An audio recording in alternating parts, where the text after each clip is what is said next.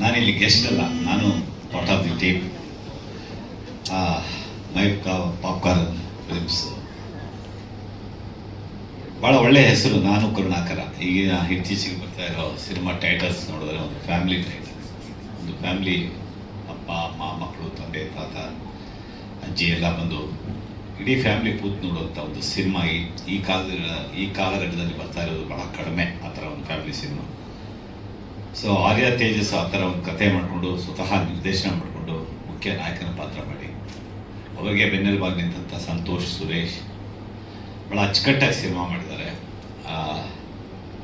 ಅವರ ಹೆಂಡತಿ ಪಾತ್ರ, ನಾಯಕಿ ಪಾತ್ರ ಭಾರ್ಗವಿ, ರಾಧಾ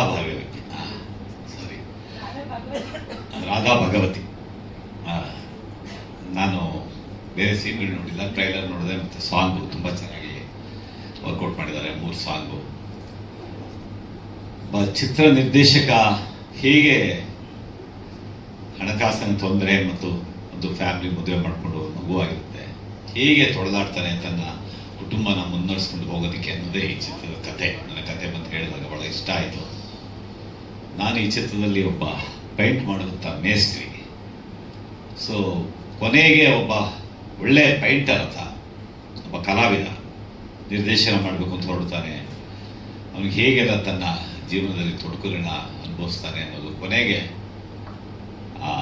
ನನ್ನ ಹತ್ರ ಒಂದು ಪೈಂಟ್ ಕೆಲಸಕ್ಕೂ, ಬಿಲ್ಡಿಂಗ್ ಪೈಂಟ್ ಕೆಲಸ ಮಾಡೋದಕ್ಕೂ ಮೇಸ್ತ್ರಿಗೆ ಅವನ ವ್ಯಾಲ್ಯೂ ಗೊತ್ತಿರೋದಿಲ್ಲ.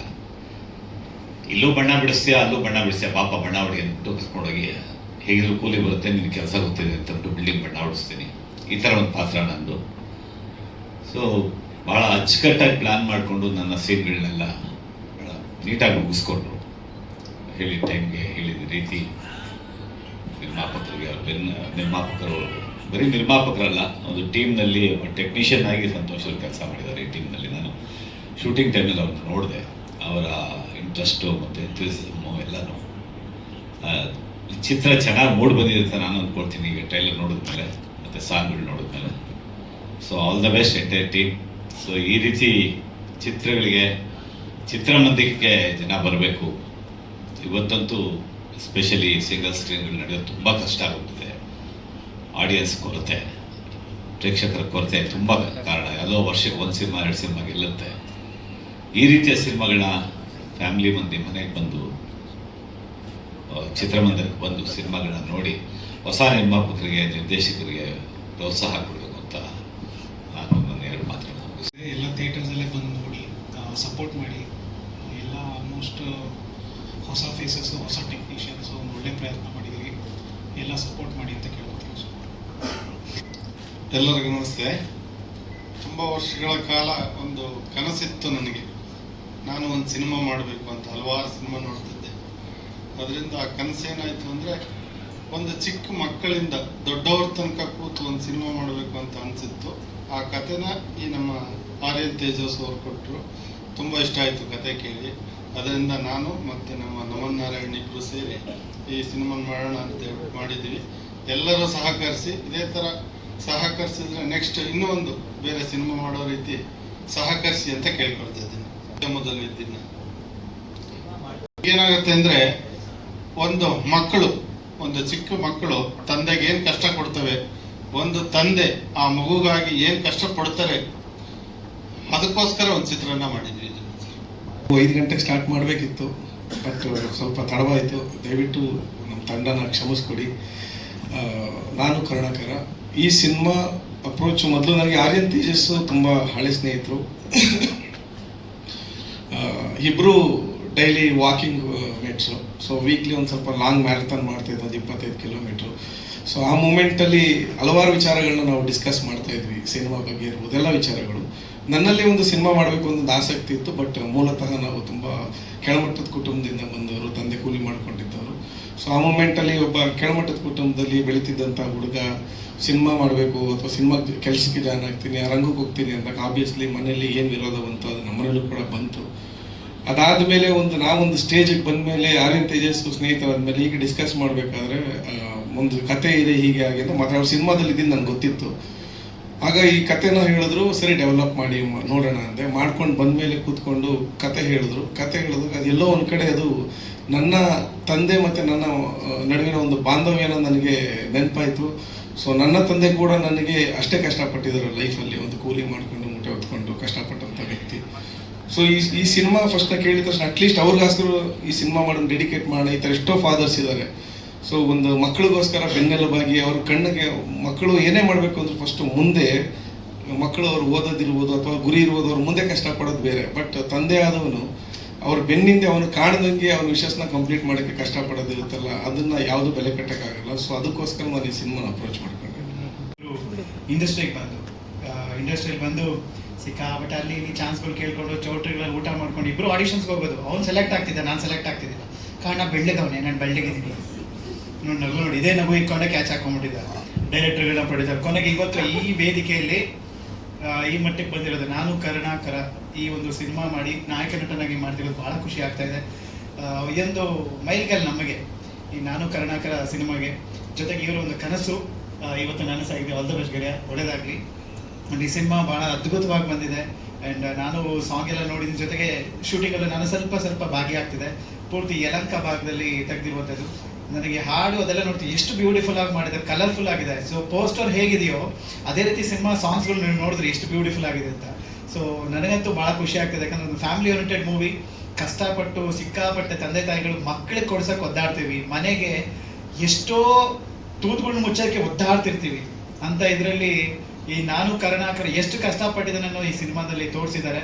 ಅದು ಆಗಿದೆಯಾ ಅಥವಾ ಪ್ರಾಬ್ಲಮ್ ಸಾಲ್ವ್ ಆಗಿದೆ, ಇಲ್ಲ ಪ್ರಾಬ್ಲಮ್ ಇನ್ನೂ ಕಂಟಿನ್ಯೂ ಆಗ್ತಾ ಇದೆಯಾ ಅನ್ನೋದೇ ಈ cinema. And all the best ಗೆಳೆಯ, ಒಳ್ಳೆದಾಗಲಿ. ಹೋಲ್ ಟೀಮ್ ತುಂಬ ಕಷ್ಟಪಟ್ಟಿದೆ. ನಾನು ಕರುಣಾಕರ ಟೀಮ್ ಅಂತೂ ಅಲ್ಲಿ ನೋಡಿ, ಇಲ್ಲಿ ಅಪ್ಪ ಕೊನೆಗೆ ನಮ್ಮ ಸಿನಿಮಾ ಕಲರ್ಫುಲ್ ಆಗಿ ಕಾಣಿಸ್ತಾ ಇದೆ. ಆ್ಯಂಡ್ ಬ್ಯೂಟಿಫುಲ್ ಆಗಿ ಸಾಂಗ್ ಬಂದಿದೆ. ನನಗಂತೂ ಸಾಂಗ್ ಅಂತೂ ಬ್ಯೂಟಿಫುಲ್ ಆಗಿ ಇಷ್ಟ ಆಗಿದೆ ಸರ್. ನಾನು ಅದಕ್ಕೆ ಹೇಳ್ತೀನಿ ಸರ್, ಸಾಂಗ್ ಏನಾದರೂ ಯಾರಿಗಾದ್ರು ಕೊಟ್ಟಿದ್ದೇವೆ? ಇಲ್ಲ, ನಮ್ಮ ಪಾಪ್ಕಾರ್ನಲ್ಲೇ ಮಾಡಿದ್ದೀವಿ ಅಂದರು. ಸೂಪರ್ ಸರ್ ಅಂತ ಹೇಳಿದ್ರು. ಭಾಳ ಖುಷಿ ಆಯಿತು. ಆಲ್ ದ ಬೆಸ್ಟ್ ಒಳ್ಳೆ ಟೀಮ್ಗೆ, ಎಲ್ಲರಿಗೂ ಒಳ್ಳೇದಾಗಲಿ. ದಯವಿಟ್ಟು ಸಿನಿಮಾನ ಫ್ಯಾಮಿಲಿ ನೋಡುವಂಥ ಸಿನಿಮಾ ಇದು. ಆ್ಯಂಡ್ ಎಲ್ಲರೂ ನೋಡಲಿ ಅಂತ ಕೇಳ್ಕೊತೀನಿ. All the best. ಇದು ನನ್ನ ಎರಡನೇ ಪ್ರೆಸ್ ಮೀಟ್. ತಾವೆಲ್ಲರೂ ನನ್ನ ಹಿಂದಿನ ಸಿನಿಮಾದಲ್ಲೂ ಕೂಡ ಬಂದಿದ್ರಿ. ಸೊ ನಿಮ್ಮನ್ನೆಲ್ಲ ಮತ್ತೆ ನೋಡ್ಲಿಕ್ಕೆ ನಂಗೆ ತುಂಬಾ ಖುಷಿ ಆಗ್ತದೆ.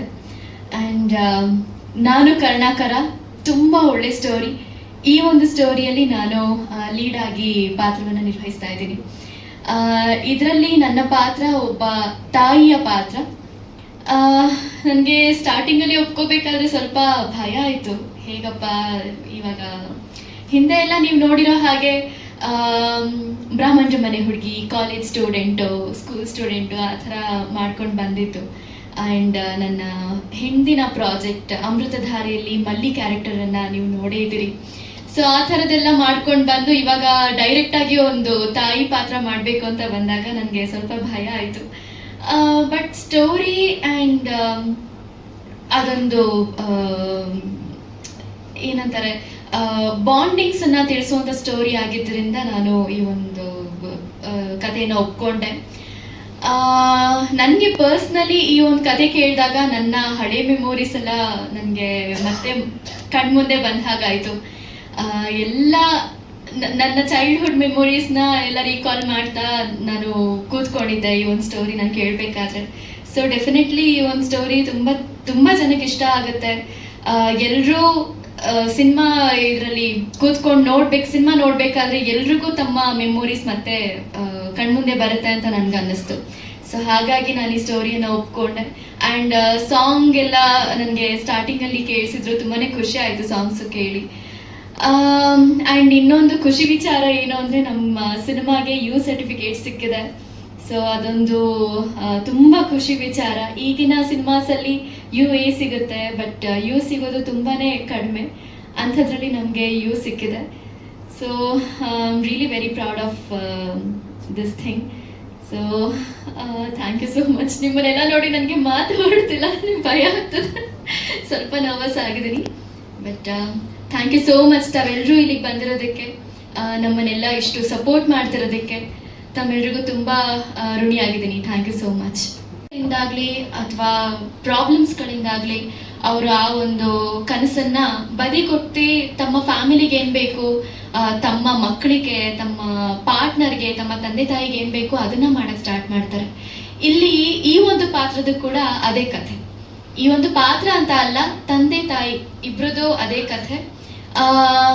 ನನ್ಗೇನೋ ಒಂದು ದೊಡ್ಡದಾಗೇನೋ ಮಾಡಬೇಕು, ಸಾಧನೆ ಮಾಡಬೇಕು ಅಂತ ಆಸೆ ಇರುತ್ತೆ. ಬಟ್ ನಮ್ಗಿರೋವಂಥ ಕೆಲವೊಂದು ಪ್ರಾಬ್ಲಮ್ಸ್ ಇಂದ ನನ್ನ ಮಕ್ಕಳಿಗೋಸ್ಕರ, ನನ್ನ ಗಂಡನಿಗೋಸ್ಕರ ನಾನು ನನ್ನ ಏನಂತಾರೆ ಕನಸುಗಳನ್ನೆಲ್ಲ ಬದಿಗೊತ್ತಿ ಇವ್ರಿಗೋಸ್ಕರ ನಾನು ವರ್ಕ್ ಮಾಡಕ್ ಸ್ಟಾರ್ಟ್ ಮಾಡ್ತೀನಿ.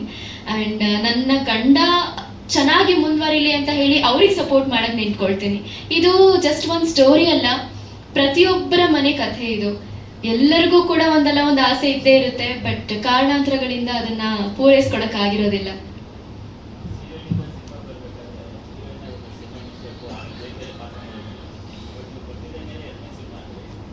ಮನೆ ದೇವರಾದಂತಹ ಕಾಲಭೈರವ, ಗುರು ರಾಘವೇಂದ್ರ, ಹಾಗೆ ತಂದೆ ತಾಯಿ, ಹಾಗೆ ನಿರ್ಮಾಪಕರು, ಹಾಗೆ ಮಾಧ್ಯಮ ಮಿತ್ರರ ಆಶೀರ್ವಾದ ಪಡಿತಾ ನನ್ನ ಮೊದಲನೇ ಭಾಷಣ ಇವತ್ತಿಷ್ಟು ಜನ ಮುಂದೆ ಮಾತಾಡ್ತಾ ಇದ್ದೀನಿ.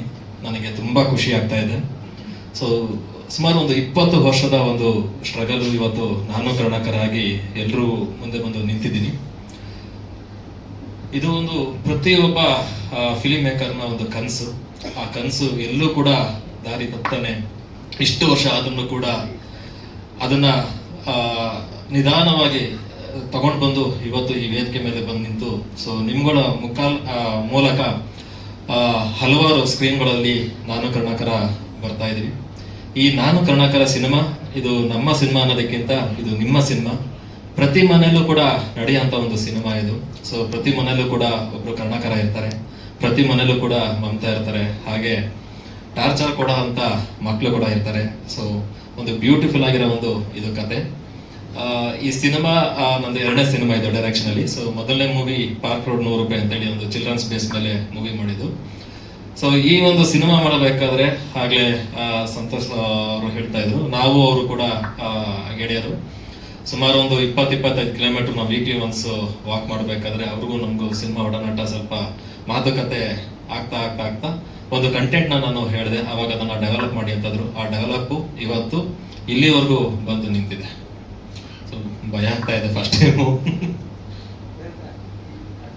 ನೋಡ್ತಾ ಇದೆ, ನನ್ನ ಮನೇಲೂ ನೋಡ್ತಾ ಇದ್ದೆ. ಸೊ ಇದೆಲ್ಲ ಒಂದ್ ಕಡೆ ಯೂನಿವರ್ಸಲ್ ಅನ್ನಿಸ್ತು ಸಬ್ಜೆಕ್ಟ್. ಸೊ ನನಗೆ ಪಾರ್ಕ್ ರೋಡ್ ಮೂವಿನೂ ಕೂಡ ಒಂದು ಯೂನಿವರ್ಸಲ್ ಸಬ್ಜೆಕ್ಟ್ ಆಗಿ ನಾನು ಮಾಡಿದ್ದು. ನನಗೇನಂದ್ರೆ ಫ್ಯಾಮಿಲಿ ಆಡಿಯನ್ಸ್ ನನಗೆ ಬರಬೇಕು ಅನ್ನೋದು ಒಂದು ಫೀಲ್ ಇತ್ತು. ಸೊ ಅವಾಗ ಆ ಕಂಟೆಂಟ್ ನ ಹುಡುಕ್ಬೇಕಾದ್ರೆ ಎಲ್ಲೋ ಒಂದ್ ಕಡೆ ನೋಡಿದೆ ಆ ಘಟನೆ. ಅದೆಲ್ಲೋ ಒಂದ್ ಕಡೆ ನನಗೆ ಥಾಟ್ ಶುರು ಆಯ್ತು. ಅದ್ರದ್ದು ಪ್ರೋಸೆಸ್ ಮಾಡ್ತಾ ಮಾಡ್ತಾ ಮಾಡ್ತಾ ಹೋಗ್ತಾ ಇರ್ಬೇಕಾದ್ರೆ ಹಲವಾರು ವಿಷಯಗಳು ಸಿಗ್ತಾ ಹೋಯ್ತು, ಟ್ರೂ ಇನ್ಸಿಡೆಂಟ್ಗಳು ಸಿಗ್ತಾ ಹೋಯ್ತು. ಹೌದಲ್ಲ, ಇದು ನಮ್ಮ ಕತೆಗೂ ಕೂಡ ಇದು ಎಲ್ಲೋ ಒಂದು ಕಡೆ ಕನೆಕ್ಷನ್ಸ್ ಇದೆ. ಇದು ಬರೀ ಒಬ್ರದಲ್ಲ, ಹಲವಾರು ಜನದ್ದು ಇದೆ ಅನ್ನೋದು ಒಂದು ಫೀಲ್ ಆಯ್ತು ಸರ್. ಅವಾಗ ಡೆವಲಪಿಂಗ್ ಶುರು ಆಯ್ತು.